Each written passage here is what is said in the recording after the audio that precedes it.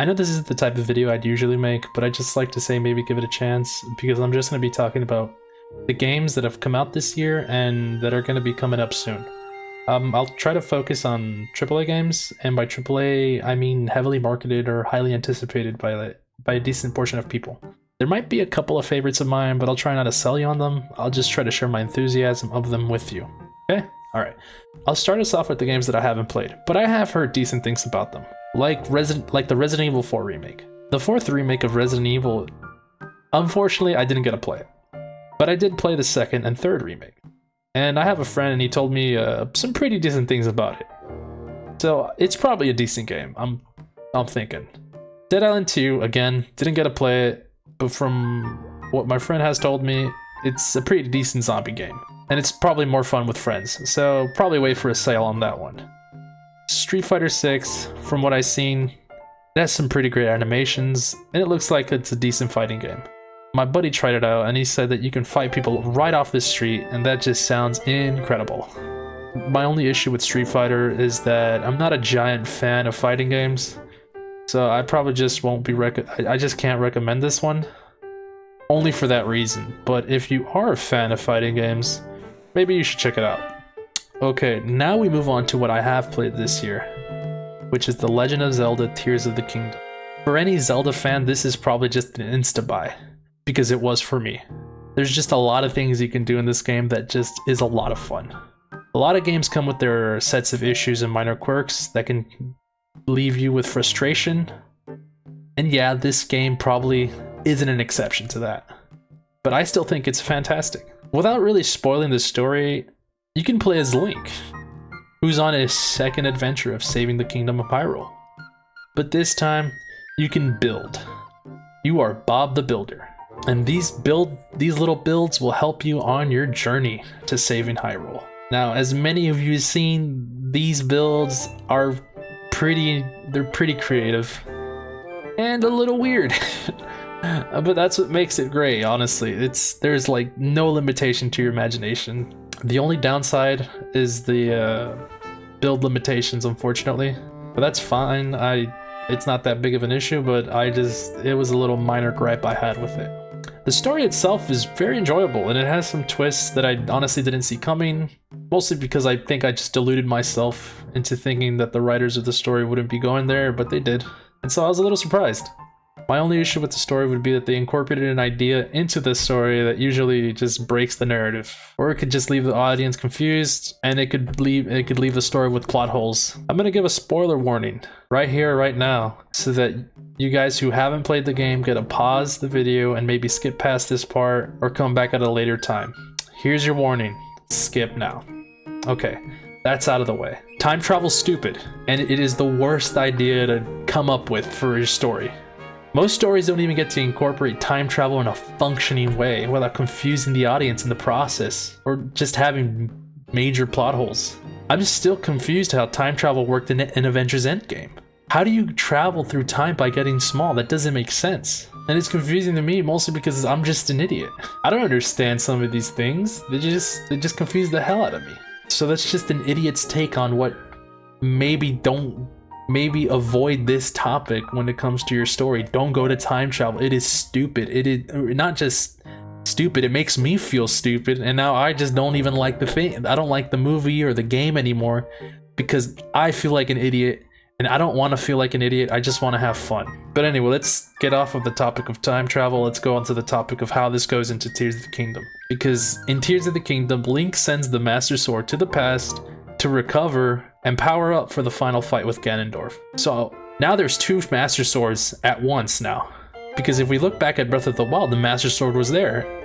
But now in Tears of the Kingdom, the Master Sword was there twice. And then there's the other Zelda games that I don't know how they fit in the timeline, but I'm assuming the Master Sword was also there too. I don't know how that works, because now there's two Master Swords. Does that mean that Link, if he breaks one, could he pick up the other? Or because he doesn't know, it technically doesn't count? It seems like a continuity error to me, and I don't know where to... I don't know what's happening anymore, and I'm afraid to even ask. So I'll just leave it at that. That's enough with that's enough of time travel. That hurts my head. That's enough with the spoilers. I'm sorry for getting a little bit off topic there. That just seemed like to me, that just seemed like a glaring problem with me and the story. So other than that, I feel like other than that, that's just, the story itself is pretty good. So yeah, in conclusion, buy the game. It's pretty fun. You can make giant phallic objects if you ever feel like it, and no one can really judge you other than maybe me and the other people you share it with. But yeah, it's a pretty fun game. Okay, now we move on to Diablo 4. I'm not a giant Diablo fan, and I didn't really know what an ARPG was until I bought this game. But from what I've played, it's a pretty addicting game. I like it. I don't really know what an ARPG is, but I do know that I enjoy playing it. And since I am new to this genre of game, it does seem simple enough for me to understand it.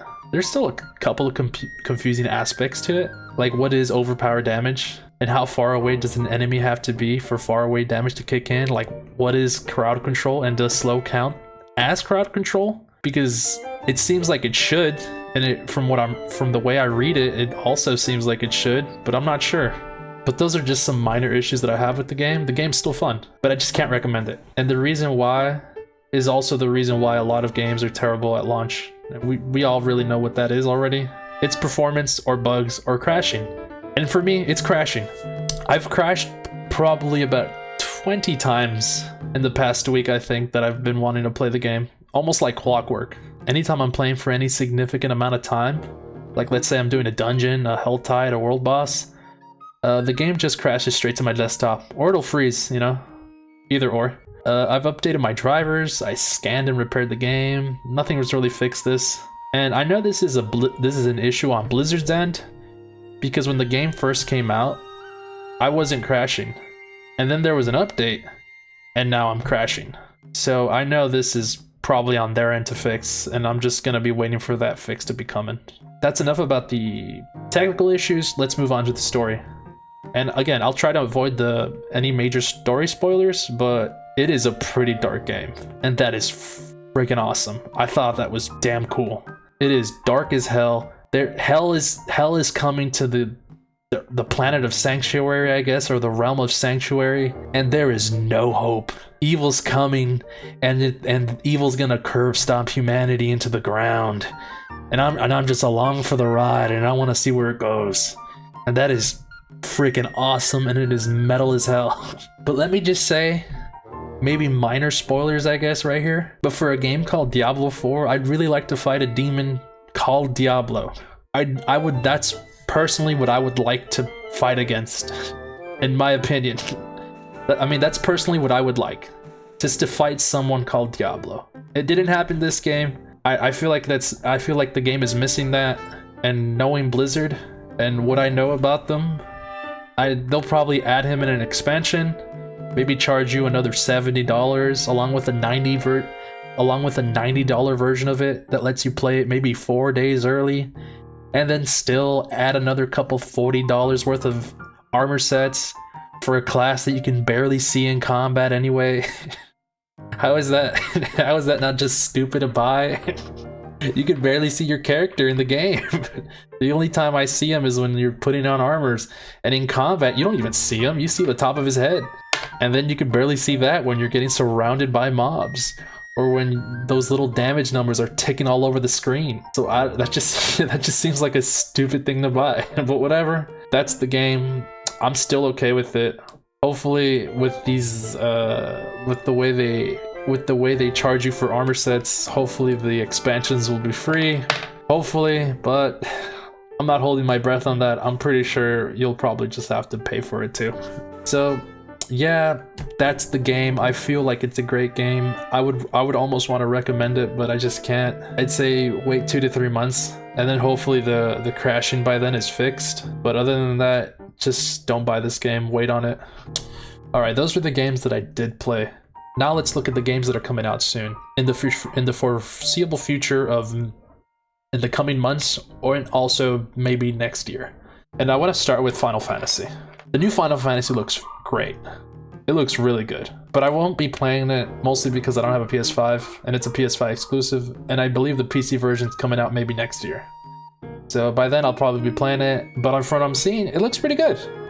I'm pretty excited for it, and That's all I have on that. But continuing in the line of Final Fantasy, I want to talk about what I'm really excited for and what I really want to play, and that's Final Fantasy VII Rebirth. Boy, do I want to play this game. I really want to play this game. This game looks fantastic. It's not coming out this year, it's coming out next year. But I just want to mention that I'm very excited for this game. I had an enjoyable time with Final Fantasy VII Remake, and hopefully with Rebirth, I have just another fantastic time. Hopefully it lives up to my expectations, but yeah. Alright, let me move on to Metal Gear Solid Snake Eater. Alright, I've never played any other Metal Gear game other than MGS5, and I didn't even finish that. I just got lost beating up Russians in the desert, and that was a swell time for me. But from the reactions that I've been seeing online, I'm hoping that this game is good. I don't have too much knowledge about it, unfortunately, but I'm just going to temper my expectations for it, so that if it is good, the lack of expectations that I have for it will make the game that much more better when it does release and it is good. So let's move on from that. Now we're on Assassin's Creed. Assassin's Creed Mirage. The game looks good, but I don't have any good feelings for it. And my reasoning is because that the last batch of Assassin's Creed games weren't really what I was looking for when I wanted to play an Assassin's Creed game. They were RPGs, and they weren't even good RPGs. If you want to play a good RPG, I'd recommend God of War, or maybe even the sequel Ragnarok. I haven't played Ragnarok, but I know that it's better than whatever the hell Valhalla was. Now this new one, Mirage, it looks pretty good. It looks like we're going back to the old Assassin's Creed formula of games, and I like that formula. Unlike the new formula, which is hacking away at a health bar for 8 minutes. That wasn't fun for me, but you know, someone liked it. Anyway, hopefully that's where the game's going, but I just don't have any excitement for Assassin's Creed anymore. On the other hand, there's an Assassin's Creed game set in Japan that I wanted to play, but Ubisoft didn't think people wanted that. That was until Sekiro and Ghost of Tsushima came out, and people love those games. And so now we're getting a game set in Japan, finally. But unfortunately, any news on that are pretty thin right now. There's nothing really concrete about it on the internet that I can find. Only speculation and maybe a couple of demonstration videos that I've seen. So hopefully when that comes out, it's good, and it isn't another RPG hack and slash at a health bar. Okay, moving on to Alan Wake 2. I really like the first one, and I just really want to see where the story goes for this one, so that's all I really have on that. Let's go to Spider-Man 2. The game looks good, but I'm not excited for it. And I don't really have a good explanation why. I like the first one, but this one is just not rubbing me the right way, I guess. I guess I have fatigue on Spider-Man already, even though only one game came out. I'm just not feeling it right now. Hopefully you'll like it, and I'm not saying that you shouldn't like it. I'm just saying that for me, it is not for me right now. Maybe down the line, I'll see something that I will like, but for now, I'm gonna wait. You do you, okay? All right, now we're gonna go on to Cyberpunk. Now, I know Cyberpunk had a rocky launch, especially with all the bugs when it first came out, but the story itself and the world, I enjoyed. I like that. And I'm hoping that when the expansion for Cyberpunk Phantom Liberty comes out, that there's less bugs than there was initially at launch for Cyberpunk, and I hope it's a success because I really want to see more Cyberpunk. Now we're moving on to Persona. Now, this might not be on your radar, but I just wanted to bring it up because I love Persona. I really love Persona 5. And whenever a new Persona game comes out, I usually would buy it in a heartbeat. Even though I haven't really played Persona 4 or 3, I have bought them. I have bought at least Persona 4, just not 3 yet. And there is a Persona 3 coming out next year, so I'll probably be buying that, along with the Persona 5 Tactics game that is coming out, I believe, this year. So anything Persona related, I'm usually on board and I'm usually excited for, because I love the Persona 5 characters, and I'm always ready for more story that involves them. So that's just me. Okay, now we're moving on to Armored Core 6. And listen, I'm not a giant fan of Souls-like games, so I don't really have a positive opinion on this game. I'm not as excited as most people is. The only thing I do like is that it's a mech game. I love mech games. Anything that looks like Gundam, I'm usually on board. If it looks like Gundam and it shoots like Gundam, I'm like, hell, man, give me some Gundam. So for Armored Core 6, I'm probably, I'm not that excited, but I might be a little excited just because it's a mech game. That's just on me. And now we're moving on to Starfield. And I'm not gonna lie to you, it looks like a good game. But I've been burned before. When Fallout 4 first released, I let my expectations get a little too high for that game. And honestly, that was because of Fallout New Vegas. I was a pretty giant fan of Fallout New Vegas, and I was expecting that level of quality for Fallout 4 when it released, but it just didn't. At least for me, it just didn't. And Fallout 4 wasn't that much of a terrible game. It just wasn't what but it just wasn't what I wanted. So that's why I'm not going to be expecting anything from Starfield. I don't want to have excitement really. I just want to keep my hopes and dreams in the down, right on the floor. So that if it is a good game, at least, you know, I'll be happy. And if you yourself are excited for it, feel excited for it. That's fine. I'm just saying that for me personally, I'm just gonna keep my expectations low so that I don't get burned like I did last time, and that's just on me. And yeah, that's that. That's really all the games that caught my attention this year and for the coming year.